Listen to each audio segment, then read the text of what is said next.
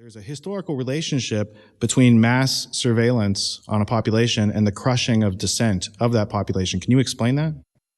Well, that goes back to Caesar Augustus, I would say. Anybody that opposed him, you needed to know about it, first of all, and once that happened, they would disappear. Well, the same was true in the Soviet Union or East Germany with the Stasi. If you said anything out of line, you ended up in jail. Or in a sanitarium or something, or in a gulag somewhere. That same was true of the Nazis and the Gestapo and SS. They would do the same to people. Now, this is historically true. This is the way totalitarian states operates, and this is gathering knowledge about people and the entire population is a totalitarian procedure. That was the first thing that hit me right away. This was obvious, the route we were taking. And so that's why I've been opposing it since they started it in 2001. Terrorism is the public justification for these programs because it's the easiest to convince people not to oppose it. But these programs were never about terrorism. They're about diplomatic manipulation, they're about economic espionage, and more broadly, social control. These are stories that indicate, for example, the British intelligence agency that's a part of this community had been found to be surveilling human rights groups. And this was not known. The public wasn't allowed to know about this.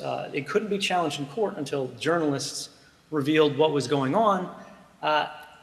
But these capabilities that were, again, intended for use against terrorists were being used against groups, human rights organizations, such as Amnesty International. We saw that they were capturing the emails of journalists and international media. And this included not just like small groups, you would think journalists maybe in Pakistan that could be communicating with Al-Qaeda, but actually the BBC, the New York Times, the Guardian, and others. And in fact, in some of these stories, including in Canadian documents, I believe this is a story by the CBC, that the GCHQ, again, the British intelligence service that's a part of this Five Eyes spying alliance, that's the United States, the United Kingdom, Canada, New Zealand, and Australia, had classified investigative journalists as a threat who rank somewhere between terrorists and hackers, right? So they're not as bad as terrorists, but they're actually worse than hackers. And so this ultimately raises the question, and I would argue answers the question of, well, why are they creating these systems that intercept communications about everyone, despite the fact that they're not effective against terrorists?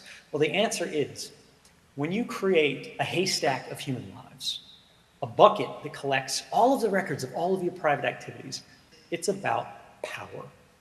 When you collect everything about everyone, you may not understand anything in aggregate. You may not be able to prevent any attacks. But once someone comes to your attention, you know absolutely everything about them, and they no longer have any power at all to affect change against you. I used to fly as a cryptolinguist on RC-135 reconnaissance aircraft in the greater European theater during the latter years of the Cold War. My primary target of interest was East Germany. The Stasi became monstrously efficient, using surveillance to enable their pathological need to know everything, their very operating motto. However, I never imagined that the U.S. would use the Stasi playbook as a template for its own state-sponsored surveillance regime and turning not only its own citizens into virtual persons of interest, but also millions of citizens in the rest of the world. If you read about the Department of Homeland Security, you will find something shocking. They went to experts to help them design the operations of Department of Homeland Security. And these experts, some of them, one at least was from the KGB, and another one was from the old East German secret police. The Stasi. Yes, the Stasi. And that is very important because there was something that the Stasi did to their own people, their own dissidents, in the 1980s. It was psychological warfare, and the German word for it is Zersetzung. And it's also called zersetzen, which is the verb. But zersetzung means decomposition. And what does it mean? It means that you take every aspect of the targeted person's life, and in their respect it was a dissident, You take every part of that person's life and you destroy it. You destroy their job, their ability to make money. You destroy their relationships. You destroy their health. You destroy their mental health. You destroy their reputation. And what the goal was to force this dissident into a position of either dying and starving on the street with nobody helping him or her, or committing suicide. My father-in-law, Andy McKevitt, was born in Ireland and grew up along the border in between around a town called Newry. Andy died a couple of years ago. He was 99. He was born in 1911. So he was 10 years old during the Irish Civil War. And he remembered it very clearly. When I told him about the Phoenix program, he said to me, well, that's exactly what the Brits did to us in Ireland. And they had a barracks up on the hill. And at night, the soldiers would dress up like Irishmen. And they would come out of the barracks and they would kill our people. Not just the guys in the IRA, but they knew the family members of the guys in the IRA. And the soldiers would come out of the barracks at night and they would kill their wives and their children. They'd put them in a barn and they'd burn the whole barn down. Well, that is the Phoenix program, okay? It's terrorism directed against members of the civilian population in order to suppress the armed insurgency. But if you look back, you'll see that the Romans did it too. It's always been done. It's not something that people in power are unaware of. What the CIA does in the Phoenix program is to turn this into a highly refined bureaucratic system and to make it super technological and to refine it to such a degree that it becomes transferable all around the world. I mean, they bureaucratize this thing, and it goes, anything that can't be assimilated into the quote American way, into a consumer society, into our belief system, anything that can't be assimilated, well, they become subject to this new highly refined bureaucratic Phoenix system, which is how it becomes systematized and applied to Homeland Security, and how it becomes the template for the Department of Homeland Security and its fusion centers, which are now in every state across the country, and it becomes the template for the FBI's anti-terrorism task forces. What it does is whereas in Ireland, along the border, it was just a group of soldiers who dressed like Irishmen and came out at night. Now it's systematized. Now it coordinates the guys in the barracks with the special branch, with the Navy, with the local police forces, with 25, 30, 40, 50 different organizations, with civic institutions. And all of these different organizations now are feeding information into a computer. And there's a guy in every Phoenix center who gets all this intelligence about dissidents, civilians, and now they know everything about everybody, and they can pick you out, and they can go after you in ways that don't include now just putting everybody in a barn and burning the barn down. Now they can ruin your reputation.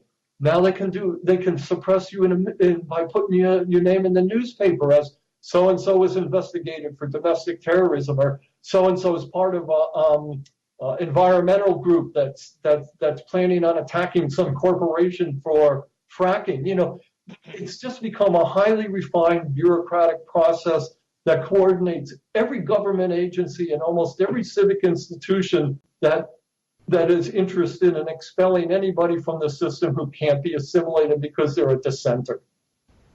Mm-hmm. You know, Yeah, it's got cutting edge technology. There has graduates of Yale who got graduated cum laude in organizational behavior. They study psychologically how people behave, and they incorporate that into their theories and their practices of how to control people. They control the media. The media is part of this. It's the indispensable part of it. They don't tell you that all this is going on, but it is. And it's been evolving and it's been developing. And that's why in this new book, The CIA is Organized Crime, I try to discuss it philosophically as well as with case studies to show that it's now become integrated into the very nature of what American society is and where it's going. And if you chart the historical arc in all these different facets that contribute to what this Phoenix, modern manifestation of program of the Phoenix program is, you can see exactly where it's going. You can see exactly where it's heading because you've seen where it's been and you see how it's evolved. But people can't do that because it's illegal to talk about the CIA. You never hear anybody talk about the CIA because the legislative branches of the government are part of it too. And starting in 1982, they created this. They passed legislation called the Agent Identity Act that makes it illegal for the press to name a CIA officer or to discuss CIA operations and methods. If, like John Kiriakou, you start talking about it, they put you in jail. So the security services have not only just developed this method, this Phoenix method, at the same time, the legislative lawmaking branches of the government made it illegal to talk about it or to reveal these protected people that are running this whole operation. The Homeland Security Network is something of an obscene joke. You're being played for fools.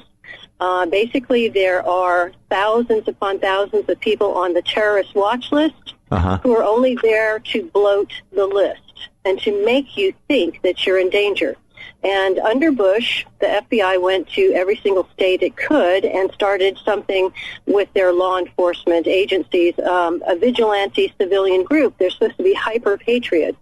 Well, they're not hyper-patriots. They're being played for fools. They're being paid to stalk and harass people they are told are threats or terrorists.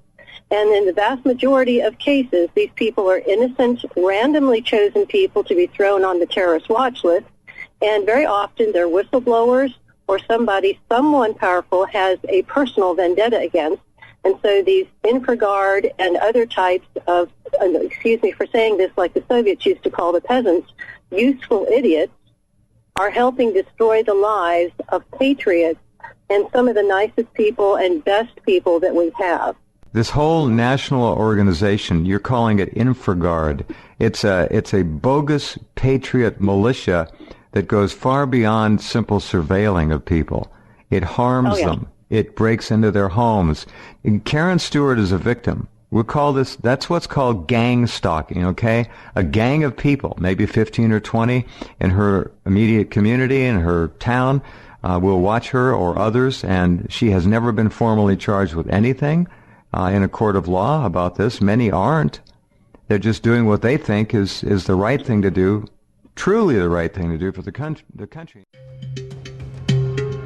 I was sitting at my computer, typing away one day, when I heard a knock at the door, and I saw two figures through the glass, and I thought they were Jehovah's Witnesses, so I got up to open the door. And to my great surprise, they weren't Jehovah's Witnesses at all. They identified themselves as CSIS agents of the Canadian Security Intelligence Service. Ken had written an op-ed piece in the Hamilton Spectator on the need for Canada to show a more peaceful approach in Iran. CSIS had to check him out. I told them that everything I do is very public, letters to the editor, interviews on TV, public meetings in Hamilton, and I didn't feel the need to speak to them in private about it. So I asked them for their card. I took the card and I said, well, I have to get back to work. Have a nice day. I closed the door. Not all police agents come clean as to where they're from. Some arrive and pretend to be our friends. They talk like us, look like us, even pretend to be sympathetic to our cause. But they are not our friends, and they are not sympathetic to our cause. They are a special branch of secret police hired by our government to infiltrate us and gather intelligence. Security and police organizations in Canada do infiltrate activist groups. They do embed operatives for sometimes several months. And one example was in Ottawa in the lead up to the G8, G20, where the ISU JIG had an operative embedded in the Ottawa activist community for 6 to 7 months, going to workshops, going to events, even living with activists for a couple months, producing intelligence, feeding it into the intelligence chain, and then eventually departing. I believe the operative's name was Francois. Interestingly, when I got back at my desk, 2 minutes later, I received a call from an imam in Toronto. At the end of the conversation, I said to him, you know what, I had this most unnerving experience just before you called, and I was visited by 2 CSIS agents at my door. And he said, are these CSIS agents da-da-da-da-da-da? And he went on to describe them in detail, their appearance. And I was astounded, and I said, how did you know this? And he said, because they visited me too, and a lot of members of our community. And he added that no matter what the explicit message is that these CSIS agents deliver to you or to anyone else, the underlying message is always the same. We know what you're doing, and we're watching you. In other words, intimidation. If you publicly disagree with any plan Stephen Harper has for this country, you're considered a multi-issue extremist. Protesting the oil sands? Guess what? Now you're a multi-issue extremist.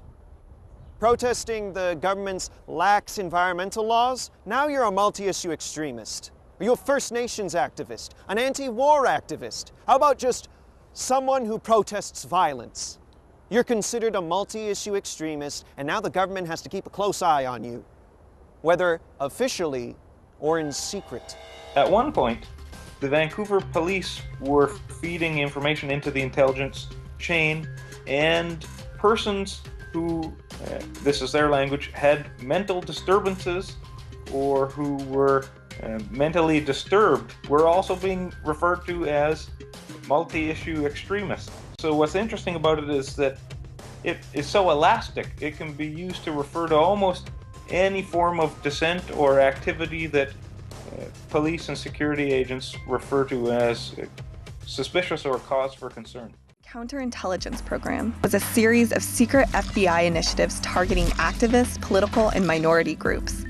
The American Indian Movement, the Black Panthers, Martin Luther King, women's and civil rights groups, Vietnam War protesters, and anyone who got the government seeing red. Tactics used included infiltration and surveying and discrediting leaders and causes in order to undermine entire movements and organizations. And it was officially disbanded in 1971.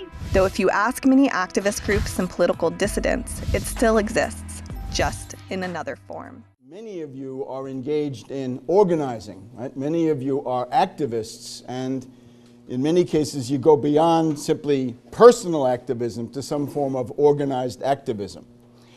So whichever of those you're engaged in, you have to be concerned about COINTELPRO stalking. Okay? Now this is an intimidating word.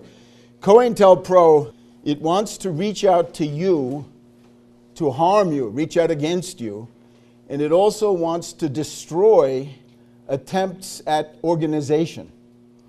And the question of organization is always at the center of the worries of the ruling elite, because if you want to do anything to counter the power of the ruling elite, which is certainly overweening, you need organization. People forget that the first operation that the CIA did was to rig the Italian elections of 1948. The job was make sure that no communists gain a dominant position in the Italian parliament, because otherwise we can't insert Italy in 49 into NATO. So you had the vote first, and then the vote had to be rigged, had to be manipulated. It worked, actually worked. And in 49, Italy was inserted into NATO, but CIA and MI6 made sure that through this network of stay-behind soldiers, they always had sort of a secret control of all NATO countries. And it was this sort of anti-communist impetus that was a large force behind the kind of morphing of this organisation into something much more sinister in nature, with substantial links to terrorism in some cases. So I wonder if you could tell us what happened there, why that shift took place, what that shift was. Yes, that is the very, very difficult part of my research, because you have to keep in mind that this stay behind network was not discovered by accident. It was discovered because an Italian magistrate, so, that's a judge, he investigated a terrorist attack that had happened in 1972 in a small Italian village, northern Italy, in Peteano. That was an attack where, there was a car abandoned in that village, and then there was a phone call to the police which said, we don't know what car this is, come over, check it out. And then the Italian police went there and opened, the door of the car, and the car exploded, and 3 police officers were killed. And right after that, you had a phone call which said, "We are the Red Brigades," which was an Italian terrorist group of the extreme left, and we are responsible for this terrorist attack. We did it. And then you had a police officer, an expert in explosives, who in the investigation said, "I looked at the explosive, and the explosive very clearly is the one used by the Red Brigades." Okay, so this story stood for a long time. And then suddenly an Italian judge, Felice Casson, looked at the attack again, and he found that it was all wrong, that it was all false, that it was all manipulated, that there was a sea of lies. And he found out that, in fact, this terrorist attack had been carried out not by the extreme left, but by the extreme right. And he found out that Vincenzo Vinciguerra was the terrorist who had carried out this attack. So he got hand of the man. He was an extreme right-wing member of Ordine Nuovo, which is some neo-fascist group in Italy. And Vinciguerra said, "Yes, I carried out this terrorist attack. That's true indeed. But, I'm being protected. I'm being protected by a network of secret services, and furthermore, there's a secret network all over Europe coordinated by NATO." So he said that, remember, that was 1980s, and many people in Italy thought, this man is just mad. Okay, there's no secret NATO army and nothing of the kind, and it's impossible and whatever. But then this Italian judge was really, determined to find out the truth, and he pressured Italian Prime Minister Giulio Andreotti to give him access to the Italian Military Secret Services archive. And strangely enough, and I can't explain that really, I must admit, strangely enough, he got access to the archives of the Italian Military Secret Service. I mean, imagine that. If I, as a historian, got access to the archives of the CIA or the MI6 or the Mossad or the Italian Secret Service, I mean, obviously we would find interesting things as well. But, this Italian judge then gets access to the archives. And there, only there, he finds the documents which state very clearly that Operation Gladio was designed to fight 2 enemies. First, a Soviet invasion. That never happened. And secondly, a domestic enemy. And the idea to fight this domestic enemy was that you carry out a terrorist attack. Usually terrorist attacks shock everybody, and then everybody's fearful. Second, what you do is you blame your enemy. So you say the communists during the Cold War, or today you would say the Muslims. And then they're totally discredited, even if they didn't do the terrorist attack. That is called false flag strategy of tension. And this Italian judge, Felice Casson, found out that the strategy of tension was actually used to shock Italy into, a very strong fear of communist terrorism. So it was fabricated. And then today we try to put together the pieces, and NATO doesn't want to comment, and the CIA doesn't want to comment, and the MI6 doesn't want to comment, and it's a bit tricky. But what we know today is that these terrorist attacks were carried out, and many of them were false flag strategy of tension. So, we were being lied to. Good morning, everyone. My name's Tony Farrell, and for those that don't know me, I used to be the Principal Intelligence Analyst at South Yorkshire Police, and in 2010, July, I was chucked out of that organisation for speaking truth to the Chief Constable and my management regarding the terror threat, and in particular the event of the London bombings, which I was unable to accept by way of a government narrative that was ludicrous. But I'm not here to talk about that specifically. I'm here because I've been involved over the last 6 months with a particularly interesting case and a lady that is called Seven. My name is Seven. I am what's classified as a targeted individual, and I have been for the last 14 years. I'm actually now a survivor, although I'm still targeted. I won the largest case on public record for targeting, and I fought my case through the UK courts. And it is a case of extreme magnitude. There's many people who are researching things like Pizzagate, Pedogate, or, false flag operations. Many of the other things that we are witnessing unfold before our eyes. I should say crimes we are seeing unfold before our eyes. And in one way or another, it's connected to my case because of the crime ring involved, which is now known as Sevengate. I met Seven on the 1st of May, 2012, outside a protest at the Independent Police Complaints Commission. And from that point onwards, I increasingly became familiar with her story. And it's an incredible story. It's a story of state cover-up, of monstrous proportions. It's a story that involves gang stalking, or what I would class as domestic terror, and a monstrous cover-up in the judiciary and the police service.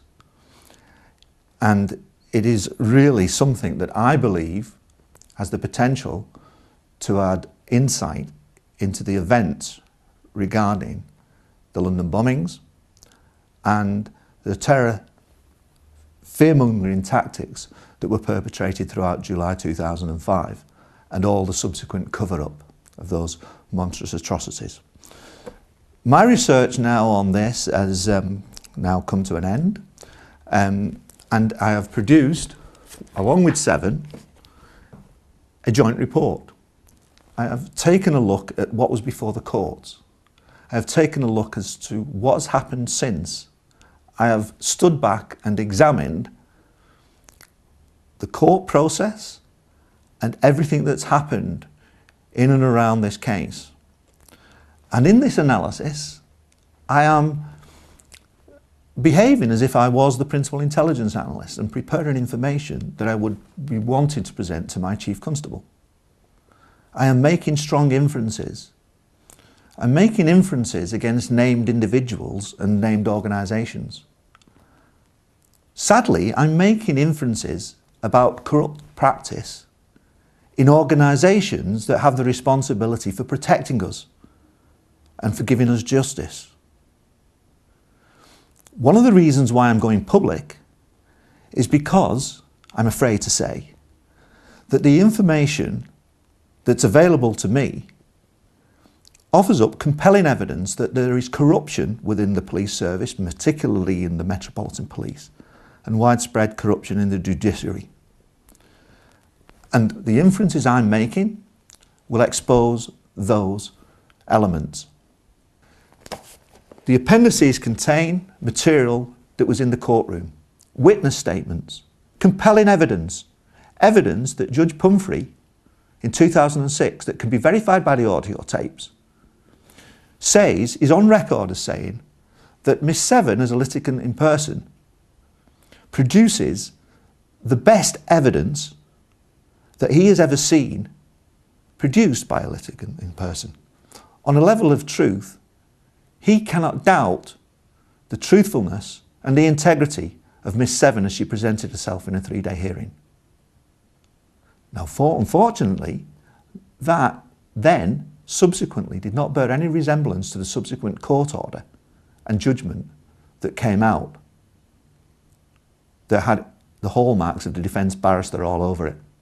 This is clear indication of massive corruption, and this is about what we're exposing. My probability assessment is that at least 5 people in this case could well have been murdered as opposed to met their deaths some other way. And that I'm making very strong inferences in that case. Murdered in order to cover up and keep quiet and silence the evidence that is within. Now, even before I knew Seven and was familiar with any of her case, I knew that 7/7 was an inside job. Having met Seven and familiarised myself with the case, I am persuaded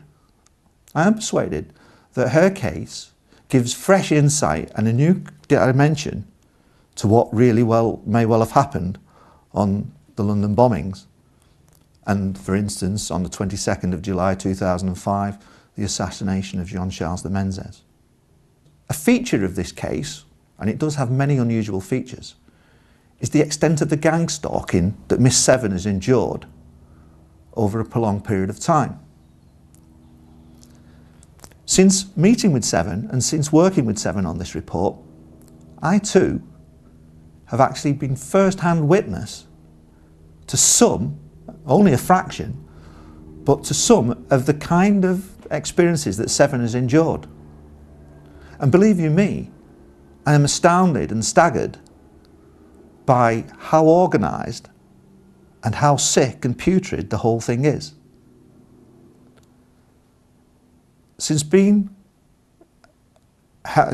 seconded and helping Seven on her case and working on this case, I have witnessed agents of the state behave in an utterly corrupt and inappropriate manner. I am persuaded, having spent 6 months on this case, that Miss Seven and her case needs to be heard. It needs to be heard by the public. It's not a case that we can trust just to hand over to the police. Because I'm afraid to say, we have evidence here that on 65 occasions, Miss Seven has gone to the police for help, and this spans nearly a period of 10 years. And on 65 occasions, I can point towards a total abject failure by the police service to protect a victim of monstrous criminality. I believe that this is a supremely important case. Had it not been, I wouldn't have actually invested the time and the effort and the pain and the fear to actually engage myself and embrace this case in its entirety. There is abundant evidence that's been through the courts that can support all the inferences and the allegations that we're making. One of the things over and above the reports will be a 25-minute video that we've made. This video contains what I believe is real dynamite. The dynamite being audio tapes of a court hearing, a crucial court hearing that occurred in 2006 in front of Judge Pumphrey. Pumphrey is now dead, but these tapes were released by Judge Warren. These tapes show that this case that Miss Seven had against Gossage and 9 others was, in no uncertain terms, heading towards a criminal trial, and that Miss Seven was eligible to apply for default, summary default, because of the lack of defence by certain defendants. There was no way this case was going to get struck out. But what subsequently transpired was so polarised from the utterances by Judge Pumphrey in the hearing that it smacks of corruption and cover-up. Pumphrey died, but not before he was silent, not before he was promoted, not before he was knighted. Ultimately, there was an attempt by Lord Justice Lawrence Collins, a solicitor, that made rapid strides in promotion to close it down. The final thing, over and above the witness statements and the affidavits that are available, will be My analysis that was before the Employment Tribunal in the Royal Court of Justice, before Lady Dame Janet Smith, about the London bombings. And even before I knew Seven, why I, as the Principal Intelligence in South Yorkshire Police, could not believe the official narrative of 7/7. And the full, unadulterated analysis that was available but was closed down by our corrupt British system is available as an extra appendices to supplement the whole thing. This is an incredible case. It's complex. We can't put it across in 20 minutes, but for those with a willingness to actually understand all this, the material is there, the evidence is compelling. Thank you very much. Creative inventor and sort of conceptual designer. My background has been media and entertainment, film, television, music, primarily film and TV, but also in the music industry as well. In a nutshell, I was targeted for my intellectual property. It began that way and morphed into an absolute nightmare. In short, and I developed a multimedia platform, and that was stolen off you? It was stolen by Helen Mary Alexander and a number of people within the entertainment industry, and simultaneously it morphed into a sort of targeting operation, if you like, threats, etc., to prevent me from A, being paid, and B, taking any form of legal action to get any redress. Well, you did take legal action. So you took this case on, didn't you, single-handedly? Yes, I did. I sued. It was basically I took emergency proceedings in 2004 because running up to me taking up proceedings, I was being literally terrorized for a very long time. I created a multimedia platform, and this platform was converted into literally tons and tons of shows. Yes. And these shows were sold to all the different networks in the UK and around the world. Yeah. So we're talking not just about one production, but multitudes of productions. And in that instance, in Strictly, BBC were the beneficiaries ultimately, but it also went around the globe, didn't it? Yes, in many nations. it was sold all over the This was a worldwide success. Absolutely. And it's still going. Yeah, absolutely. Because of the popularity of the shows and the fact that the shows were very successful, they didn't want me to be identified as the person who was behind it.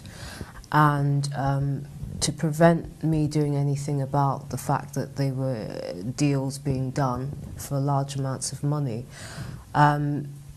my whole life basically got taken over, if you like, in a very horrific way.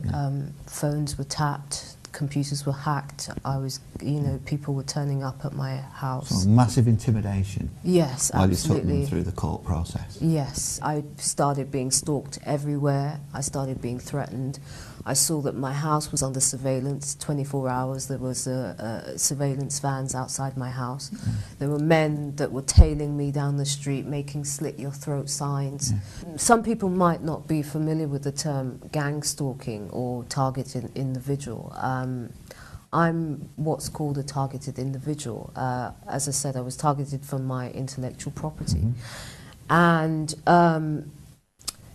in the course of how gang stalking takes place, you are selected and put on a program, and basically you experience harassment, death threats on a regular basis, break-ins. I've had my property broken into, I've had my property burgled. And you haven't had any particular help from the public authorities, have you?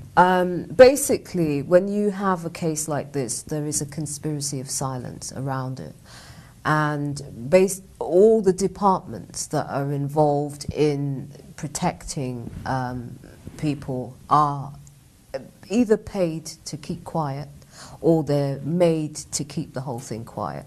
So it doesn't matter where you go officially to get help. you'll find that every door will be slammed in your face. The Bar Council offices were actually burgled. They contacted me and told me that the evidence was burgled from their, there was a burglary in their offices, and the evidence that I had produced about Nicholson was stolen from their offices. So that's typical of the kind of thing that goes on. This is a criminal cartel. They operate from within mainstream media and the entertainment industry.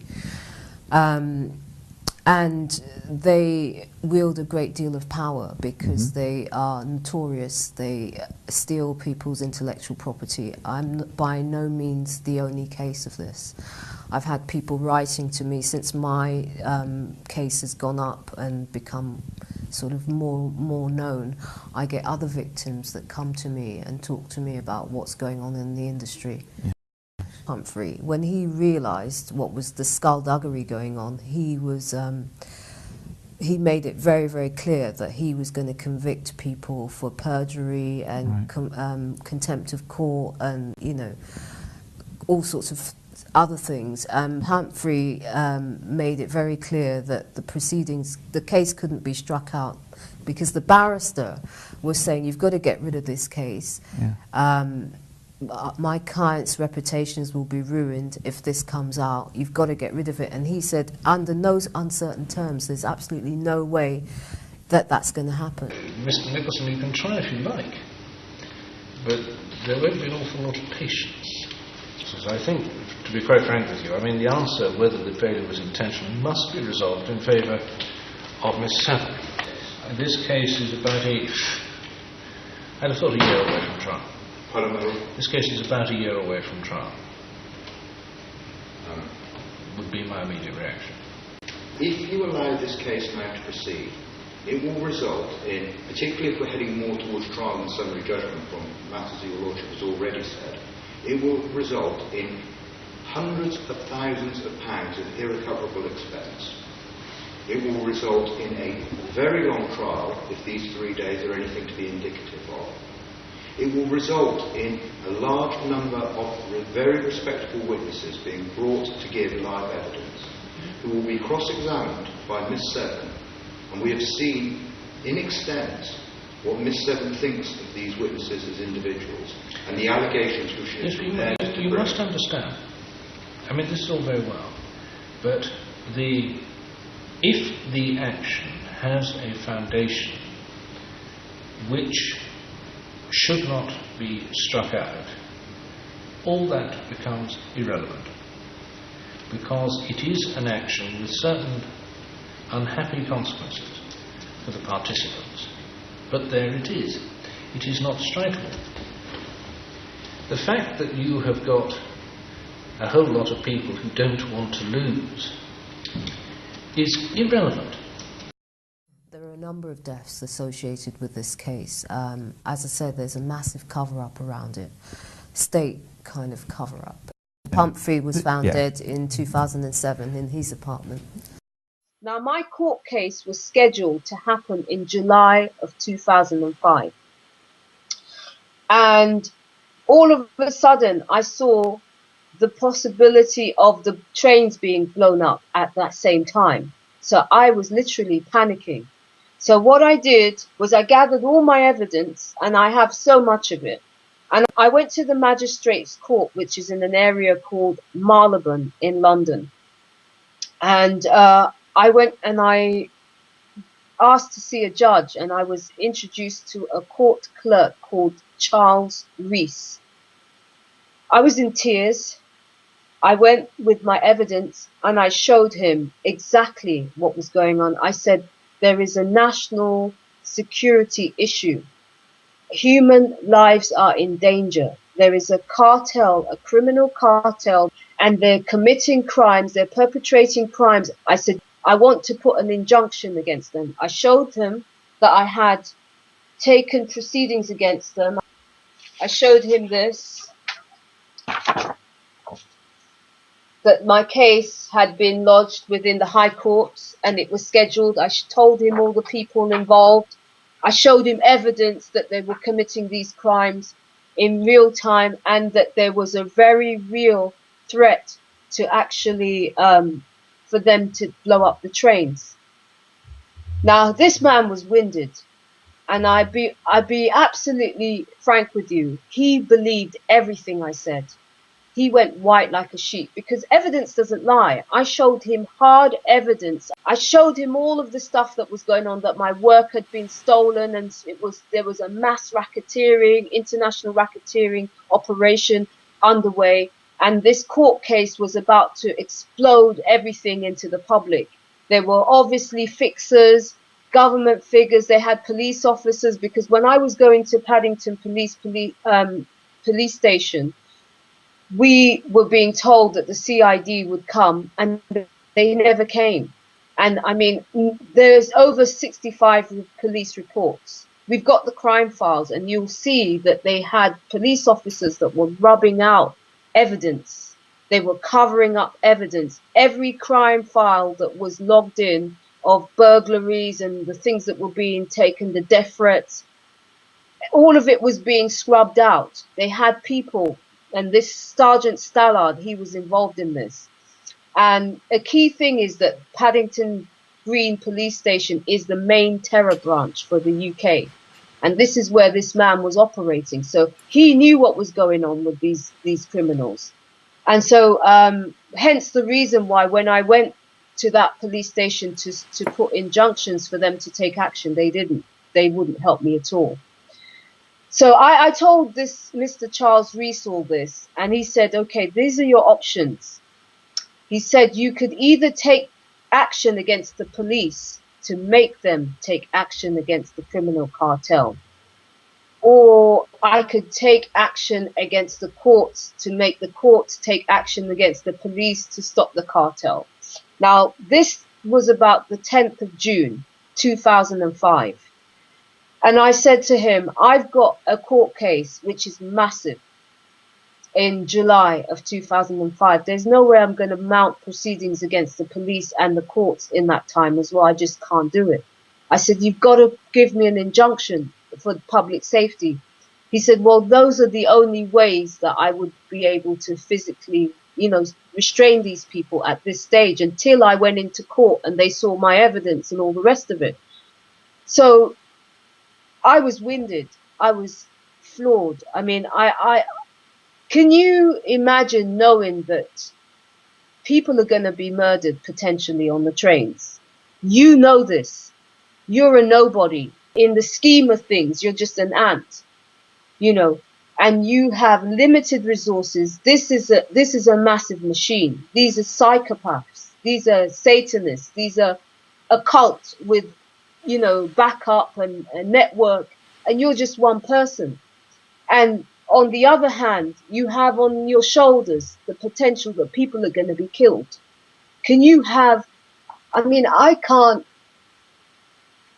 There is no words to really describe the enormity of that was placed on my shoulders. And basically, there was nothing I could do. The only thing that I could do was to stay alive. And so my intuition said, go into hiding. Go into hiding now. So after leaving there, I went into hiding, and I stayed within hiding for 3 months.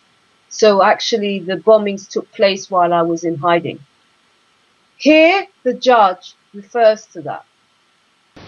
Miss Seven's all work which she's done is on the very high end of the degree of competence so far as the preparation of written documents are concerned that I have ever seen from a litigant in person. I think that's probably right. I mean, these are far and away the best prepared documents which I think I have ever seen from a litigant in person. At a particular level of truth, I cannot doubt what Miss Seven says. I cannot doubt that she spent, on the material available to me, that she spent 3 months in her house for the reasons stated in the letter. I don't really want to go into it any further than that.